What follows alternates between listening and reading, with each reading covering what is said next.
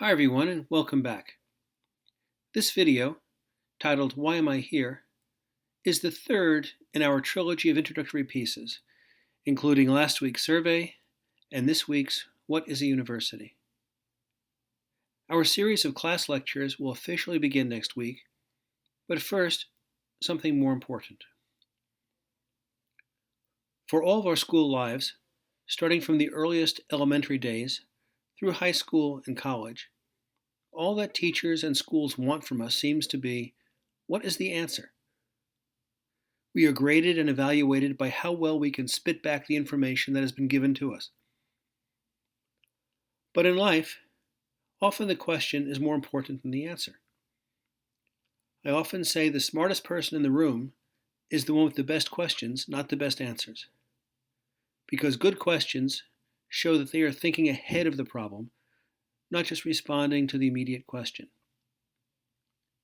If you don't ask the right question, you might get an accurate answer, but it might not be the right answer to the problem. There's an old saying, if you don't know where you're going, any road will take you there. Same thing in life. Often the question is more important than the answer.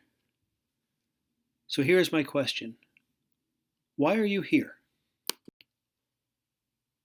And when I say here, I don't mean why are you in this class, or the media school, or even at Indiana University.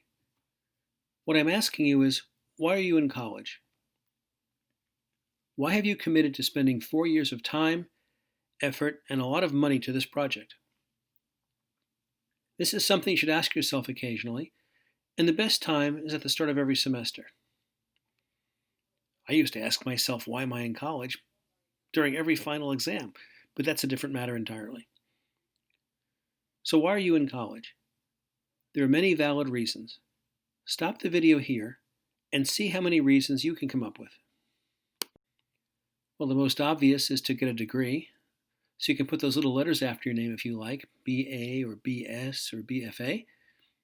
That shows people you have the intellectual chops to graduate from a prestigious 4-year program like this one, and it shows you have the stamina and the energy to finish as well.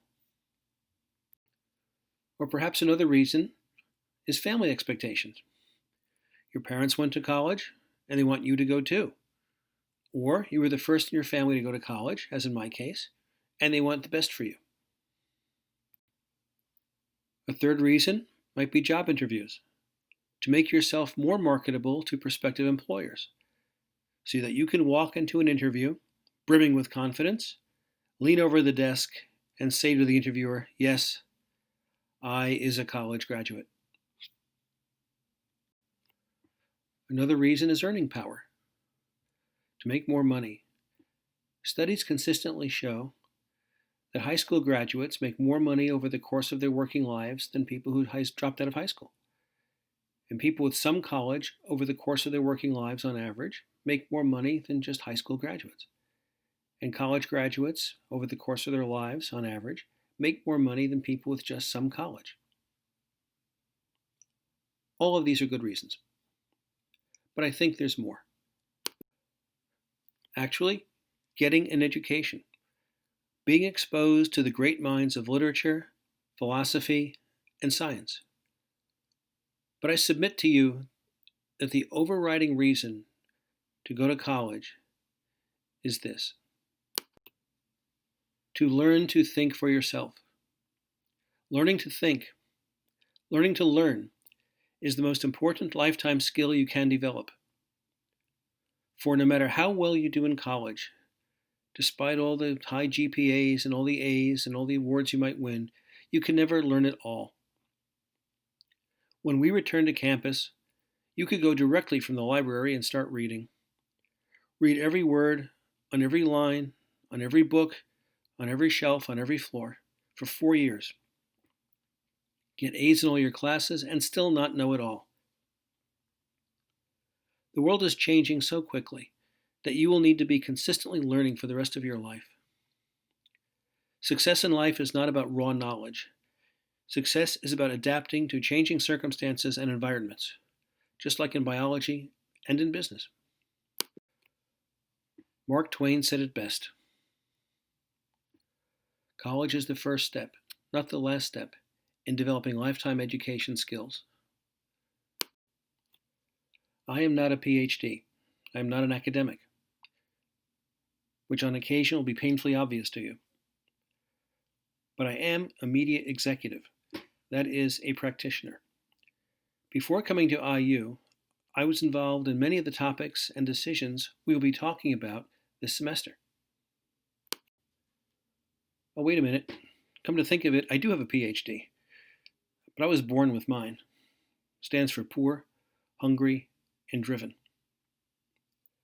The year after you graduate, you will have forgotten 90% or more of what you learned as an undergraduate. So what is the point of all this? Education is not simply memorization. It is training your mind to more fully participate in the world around you and not sleepwalk through it like so many people do. As the great Irish poet William Butler Yeats once wrote, education is lighting the fire, not filling the bucket. In addition to teaching you the basic principles of advertising this semester, in this class I hope to help you learn to make business decisions, to gain what I call intellectual traction. And that's why we're here, to train your brain.